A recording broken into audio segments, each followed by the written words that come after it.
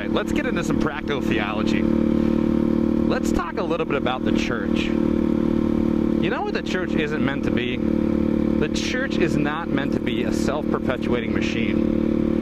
You know, the reason that the early church even formed into communities like they were was, one, because of location. This is who you lived with. This is who you worked with. This is who you talked to. This is who your neighbor was, who your family was. And when you gather together, you do a time of teaching. You do a time of remembrance of what Jesus has done for you. You break bread together with communion. That's the whole purpose. And then the other thing beyond that was taking care of the needs. I mean, that was huge.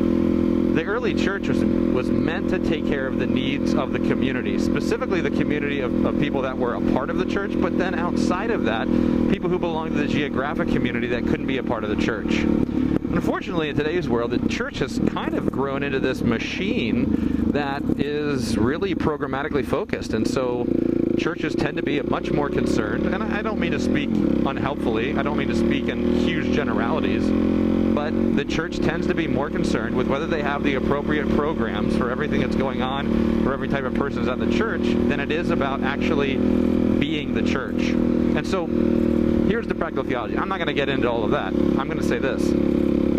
Folks, if you go to church, you got to take care of your pastor. You have to, because it's super easy for a pastor to go to a church, to lead a church, to minister at a church, to teach a church, and never feel like they have a church. So what I mean by that is, can your pastor go to church and receive the benefits of the community at the same time as giving those benefits?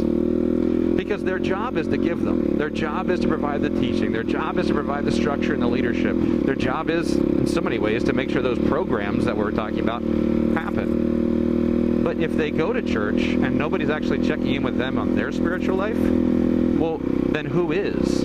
Who is speaking into that? Who is checking out? Who's making sure they're okay and they're cared for? Who's making sure that they're healthy? Who's making sure that that they're growing, that their faith is getting deeper, that they're learning more, that they're growing closer to Jesus, that they're taking the appropriate amount of time away from the work, because the work never ends. And it's so easy for a pastor to feel like they have to keep going. So the question every church must ask themselves is this a church for their pastor? Or is it a job?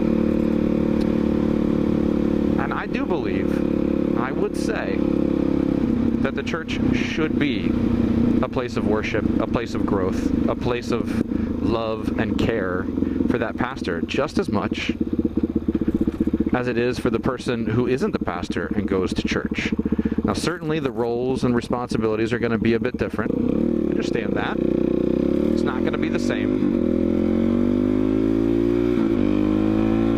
But next time you go to church, rather than ignoring your pastor and never saying hello, which can often happen because we set the pastor apart onto this pedestal and feel like we can't approach them, and somehow they're above the church rather than being a part of the church, and so people tend to ignore the pastor and not talk to them. Actually go say hi to your pastor.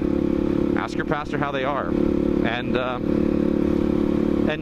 don't make it weird, but don't just be satisfied with I'm okay, I'm fine. Like, be consistent with your asking, be consistent with your check-in until it becomes genuine, until the pastor knows that there's somebody there that really cares for them, really cares for their spiritual life.